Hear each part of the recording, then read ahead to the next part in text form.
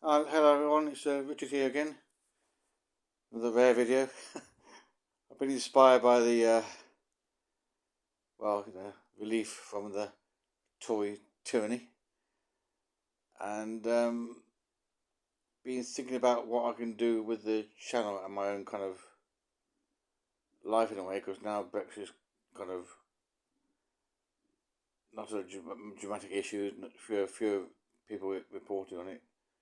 It's a fact of life, and this now the Tories have got less material to actually deal with, fortunately. Still big issues, of course, but it's still a massive legacy to mess clean up. But there's less for me to do to fight against. So I've been thinking about geopolitics and my interest in military history and so forth, and in particular strategic issues like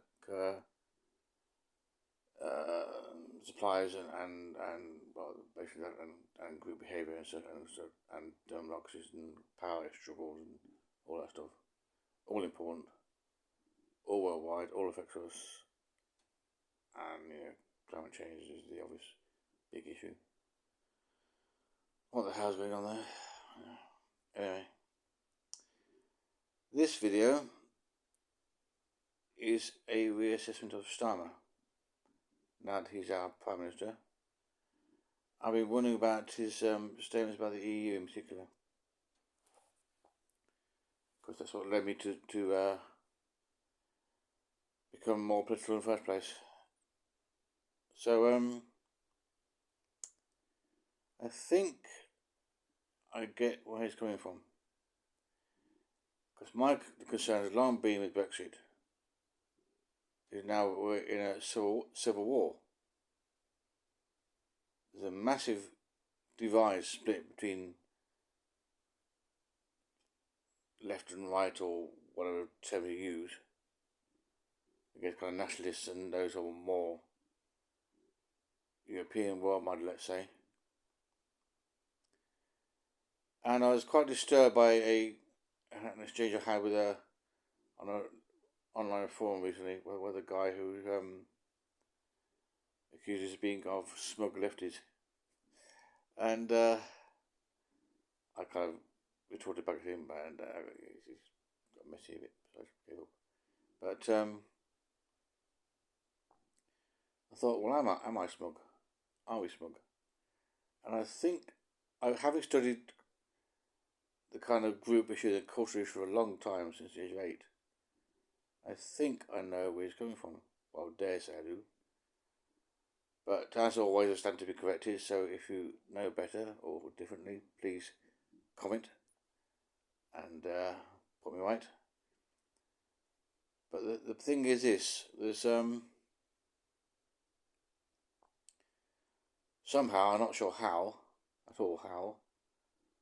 but there are many, many very ignorant people in this country, and I mean many, and in the world over, just large numbers, masses of them, just very, very ignorant indeed about how the world works in any kind of meaningful sense. I'm not talking about politics, not talking about government, not talking about parenting, in fact, as my parents weren't. They weren't taught about I know science to a large extent, not well enough, that's for sure. And there's so many issues they just don't know about. They can barely think for themselves. It really quite surprising just how important education is. There's one that I can't recall now, but it involved a person thinking a particular way. Well, I wish I could call that example, but this, for me, you have an idea, it's associating another idea, and therefore, from given that association, you're going to work out a solution. But this person was stuck to just this one solution because all they knew. They couldn't think of another way because they didn't know of another way. They weren't taught to think of another way. They weren't trained to even consider that there could be other ways. It's all one-track mind stuff. And it really is quite shocking when you encounter it. And she wasn't ever taught. She should be poorly taught. And this has been a theme throughout my life. I was poorly taught in many ways, and I suffered immensely as a result. I still do. And these Italian practices don't know science. That's true. I've met some of them. You know, and Johnson stopped studying science at age 15. Yeah, they bugger all about it. It's so important. And so you get these great swathes of humanity just being like herds of cattle or sheep or something, just being misled this way and that by, you know, I won't name names, but you know the types I mean. Personality types, the ones with populist ones, the leaders who themselves know bugger all about leading, but only how to, mislead. But Starmer. I'm wandering a bit. Sorry. Yes, I think the point I'm making is the messages of people poorly educated, often poor in background as well, in terms of income, often struggling to make ends meet or to pay the bills or whatever. And I met some who I suggested, well, why don't you go to the local library and get some books and things and educate yourselves. Well, they're posh people, aren't they? And he literally thought, well, because these buildings are quite new and classy and modern, fancy, and people inside wore posh clothes and smart clothes and had haircuts and shoes and things. He thought these places were for posh people like them. And again, he wasn't told that these public libraries had a long history of being to educate people like him, in the hope that he could read at least and read books. And in fact, if you can't read it, the libraries or people like that can teach you to read, as my sister used to do. And it's just quite astonishing how little he knew about how to help himself.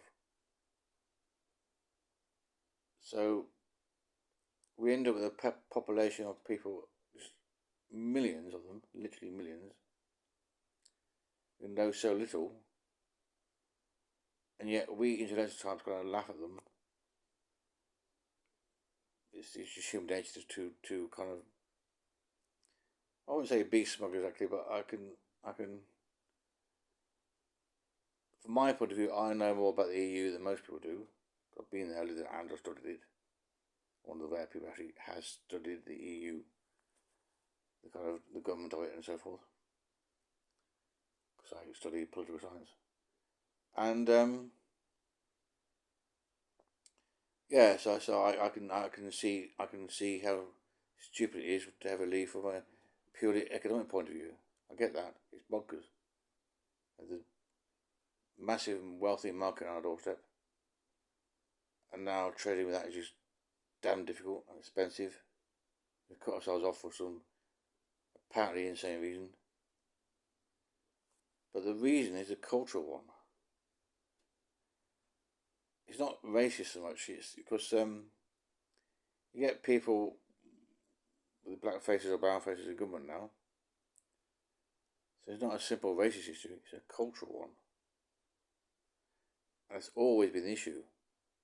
Because you have these large groups who form large groups, power groups like herds, to defend themselves from the uncertainties of life.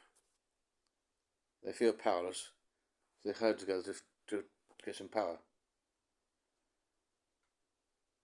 To defend themselves in some way, and so they have these often simple beliefs which are not well founded, just to try and something they could actually, so they feel to have some power to do something about it. And in terms of Brexit, it's one of the very rare occasions where people who formerly felt powerless had an opportunity to actually get some power, to actually get their voices heard for once. all this anger about immigration, which has been stoked up for years, for decades, I'm sure. I'm sure this has pumped for decades, literally pumped for decades. The whole thing being planned by somebody. But this kind of anger about the state of their lives and the poverty and the powerlessness and kind of the misdirected anger towards immigrants and so forth. So they use like armies, like underground armies, and then direct you to pump their anger towards immigrants or whatever, to suit the purposes of those in power who know how to manipulate people. I'm pretty sure they're taught this in their posh schools, not certain, but their culture certainly is one of, the ruling elite and knowing how to manipulate people. They know this stuff. They learn it from birth almost. And it's taking advantage of people and all this shit. Psychological stuff. All of it. So I think Starmer is now playing the statesman role because we need to heal the country. I've long thought this myself. This division is just chaos, just unworkable. But we need to rebuild the economy first because we need the energy, the strength to actually do anything else. So you've got this dilemma of needing to get in closer ties with the EU, as he has stated, or Europe anyway. But he's also ruled out rejoining the EU in his lifetime, which is a strong statement. He said it before, but now in his lifetime he's even stronger. So I think he's saying he's making the message 2 points. He's walking a tightrope here. He's trying to balance the needs of getting better economic ties with the continent again, whilst not succumbing to what these misled people think is lack of sovereignty, and in particular not being able to control the cultural kind of threat, perhaps, or at least disturbance, of people coming from Poland or Czechs or Romanians or whoever, who may not be actually obviously black or brown or whatever, therefore easily identified, but still a cultural kind of disturbance. And I get this, I think. I had a few occasions myself which kind of reflect that. I had a job in Oxford once, and I was walking one day. There's a Polish shop across the road, and a couple walked past me speaking Polish, and there's nobody else there. And briefly, for a second or two, my mind flipped. Thought, what country am I in? It's still England, but it's quite a strange experience. And I've also, to be honest, I'm not that keen on Indians or Pakistanis, or indeed Americans. Again, it's not because of skin colour, it's because of the culture. And I think this is no way an excuse, but this is, I think, a natural. This kind of fear of foreigners is inbuilt evolutionary thing.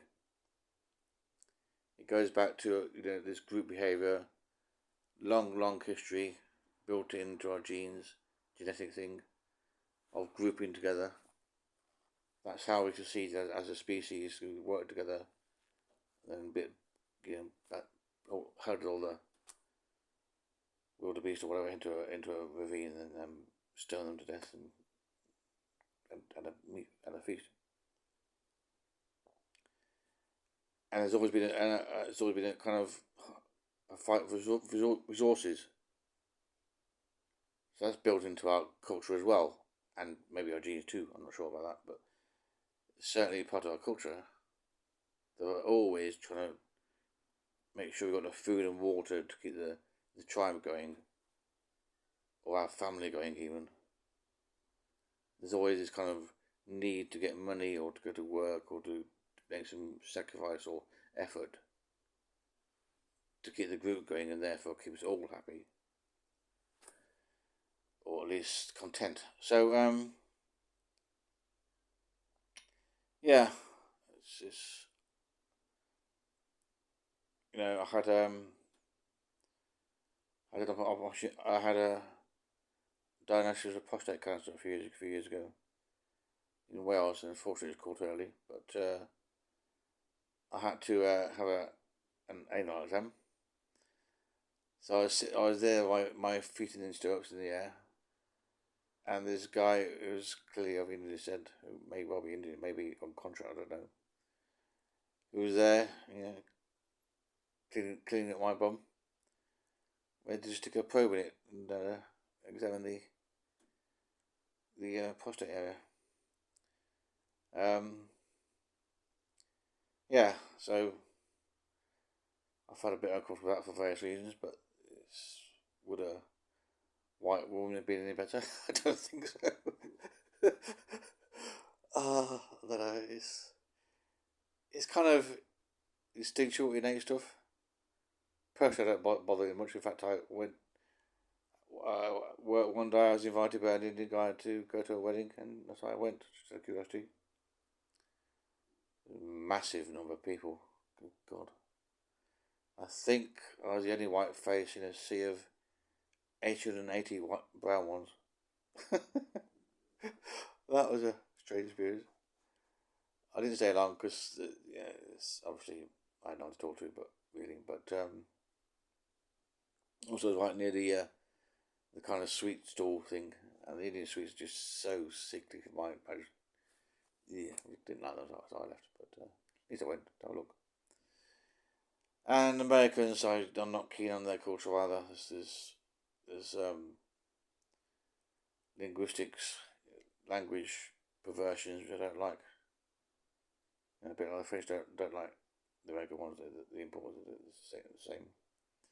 There's words like have a nice day, and at this moment in time, or going forward, that's my pet hate. What can you do but go forward? And it means, look, here's the plan, or if you want, looking ahead. We have perfectly good phrases in our culture, which we use, what I identify with as English. I know things like going forward. Yeah, what for? And then there's a gone culture course. I've been there, stayed with families, and had a quite a 6-week trip. And the golden culture is just something else. And the kind of there's still racism, still quite widespread. So yeah, I get the cultural concerns. That's ultimately what the Russian-Ukraine war is about. Is Russian expansion to try and protect their borders, according to Peter Zeihan, which I think makes sense. And they want to protect their kind of identity, their Russian identity, from potential invaders. And they see NATO encroaching on their kind of territory, and they try to prevent any incursion. So the whole thing is mass psychology. It's all about these things in here, thinking according to the modern maps in here about the groups they belong to and the social norms and things and the group mindset and the group power. So people give up their individual power. They vote for other people to represent them in the big power group we call Parliament. And that's split down the middle, literally down the middle. So, it's, I think Starmer's trying to, I hope, find a way to persuade the EU to have us back as kind of partial or affiliates or members. I think this is the way forward for other countries too. I think there's a need for countries like the UK to be trading with the EU, but less say in the actual affairs of the management, and still able to say who comes into our country as well. And that's the tricky bit, because the freedom of movement we used to have meant that I can go and work there, for example, as a software engineer quite easily. There was still some competition from local people, and there was still some resistance from the natives as to not liking English people. That was a fact too. Couldn't prove it, but I could see it. And again, the Dutch had a dislike of Turkish people, because they too feared an invasion from Turkey, because their right-wing people had also whipped this up. And you can't blame the papers there so much, because they're not Tory press like ours. So these are genuine concerns that people have about their culture being perverted or changed too quickly. Slow changes they can cope with. Small ones, dribs and drabs. But large ones, or perceived large ones, quick ones, they get concerned about. And so I think Starmer is mindful of this, and he has to try and heal the nation, as he said. So he's trying, I hope, to get an agreement with the EU whereby we can trade, but somehow by magic, control our borders better and have fewer Polish people and so forth coming here. And on that point, we need the skills. I've spoken to people once about the NHS, and I pointed out, okay, if you want kind of native talent here as doctors and so forth, then you train them. You invest in the training and the expertise and so forth. That takes 5-10 years. Where's that under the Tories? Not there. So now you've got the huge gaps in the NHS and huge gaps in plumbing and gardening and all kinds of maintenance services and legal services, and huge gaps everywhere because of the immigration, all the kind of deportation of undesirables, not being filled by these businesses leaping up to meet the demand, because people don't have the money to meet the demand. It's this big flaw in Tory thinking. What is business offer they go, aren't they? Yeah, if they've got demand, but they haven't got the demand. Got the gap, but no demand. So, the demand's there, but they can't. It's not a real one.